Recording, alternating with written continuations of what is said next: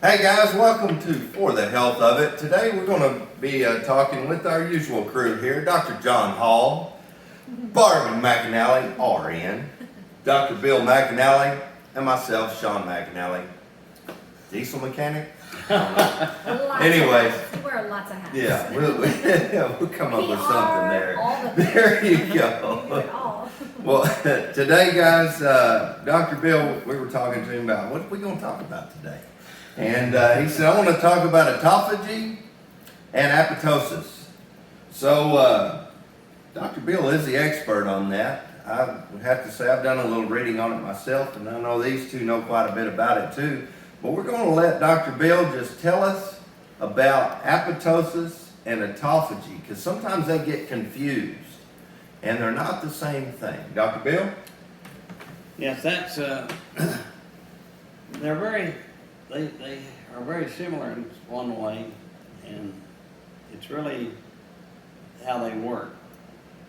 But just simply, autophagy can clean up the cell. It cleans the trash out. And apoptosis has pathways that fix the cell or digest the cell, the whole cell.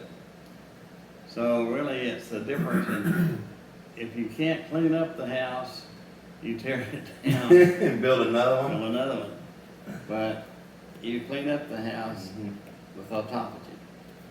And if you have energy, that turns off autophagy.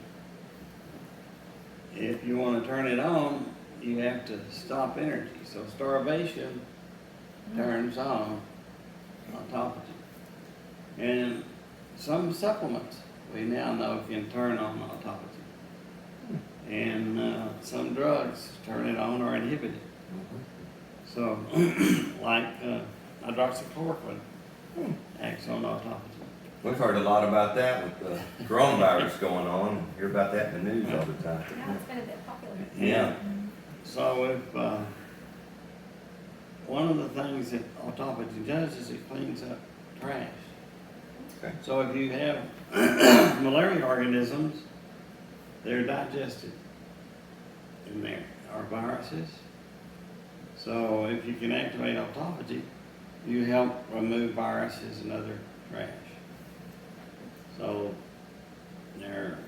both of them have a cleaning job, but one of them cleans the house and the other one tears down the house or repairs the house. Well, and the other thing about autophagy is it recycles. Yeah. So, I mean, if you got a damaged protein or something, it'll break it down into amino acids, then it chunks it off and builds a new healthy protein, so it's recycling. So it's really efficient too. So it's cleaning things up and making new healthy molecules. So that's a really nice thing. It's almost like somebody figured that out. Yeah, I know. That's Somebody planned on that. yeah. Kind of design thing. Yeah, definitely. The complexity of it just makes you in awe of our Creator. Yeah. I mean, yeah, it was Well, I was all already designed there, for- Yeah. You were already in all, Dr. Hall. Yeah. Yeah, me too. Every time I look at anything, I'm just like, oh my gosh, that's amazing. Yeah. Yeah, I've always thought about that with engines. Like, how in the world would somebody think, we just accidentally were able to figure out how to make that work? You know what I mean? Yeah, and our bodies, man, what a heck of a machine, right? Yeah. Like, it's said in the Bible, everything we need is there. Mhm.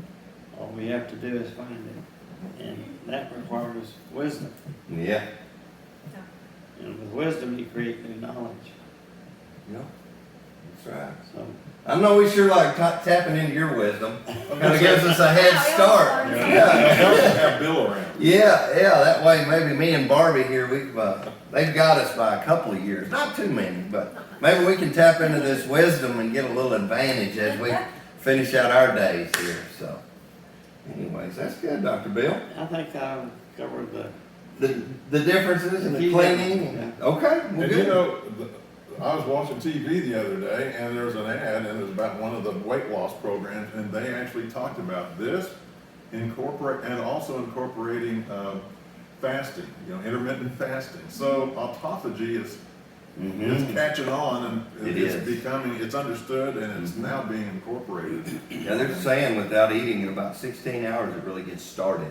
Yeah. And then after about 48 to 72, it's really happening. Yeah. You know, I've been doing some reading on that Yeah. myself. Fasting really gets it going, hence that starvation. And the Dr. Bill's reason talking too is about. with autophagy, if you lose a lot, if you're 100 pounds overweight, you lose a lot of weight, you have skin, and some of them are going to do surgery. With autophagy, it takes care of that. Yep. You lose that weight, it takes care of that, and you don't have to have surgery.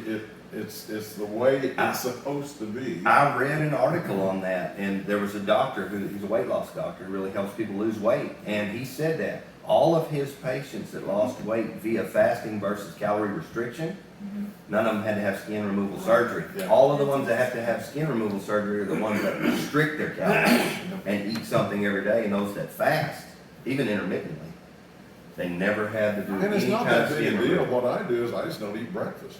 Yeah. You eat supper.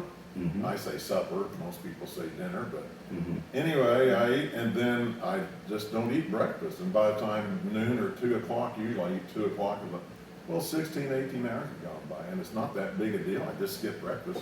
Yeah. And breakfast has never been that big a deal for me anyway. A lot of people just feel like they're gonna die if they don't have breakfast. But Sure. anyway, it's real simple. Just skip one meal, Mhm. and you're doing it every day for 18 hours, and you're getting that intermittent fasting. So it's not Yeah. that hard of a deal. Oh no, not at all. And then there are, like Bill said, there are nutrients. What I don't skip, don't eat food, that, the food of breakfast, but what I don't skip is a certain group of products out there with really Yeah. good nutrients that Yeah. help support autophagy, And apoptosis. apoptosis. Yeah. Because those aren't calories. That's right. Those are nutrients that we need that support those processes. So I still take our products, Yeah. but I don't eat breakfast. Yeah. Well, and I know a lot of you viewers, you'll know him, Dr. Shane, my brother. My sister over here, or my sister-in-law. So this doesn't sound like we're from some other state here. But her husband, he's never been a big breakfast eater. I mean, that's almost his diet. He doesn't eat until later in the day. I've known that for a long time. And it served him well, at least it seems to. It seems to be in pretty good shape. Yeah, I mean, it looks like it to me anyway. So. Well, I think for a long time we thought, I feel like it was kind of instilled in us that breakfast was the most important meal. So we just, I think that's just how we were kind of programmed to think, and so we could not skip breakfast. But even over the years, for the kids, have gone from making a huge breakfast to, sometimes they really just need a few slices of sausage and, Yeah. a piece of toast or a smoothie, and that actually gets them, Get some going. gets them Yeah. going. And you put those special nutrients in that. I do, stuff. yeah. Yeah. Snap my fingers and it's all done. It's amazing. Yeah. Well, guys. They have fun doing it. Yeah. Well, guys, we hope you've enjoyed this, and we don't want to just keep rambling on, but we hope you've enjoyed it. We hope you learned something from it. The autophagy is a pretty cool thing. Read into it a little bit. Fasting can be really good. I know I've done it some, my wife's done it some, and you really feel pretty good. There's lots of other benefits for it. Some insulin resistance resetting, and bunch of studies out there on it. So make sure and check into it, and we'll come back at you with another video talking a little bit more in depth about some of the benefits of fasting. Till next time, this is For the Health of It.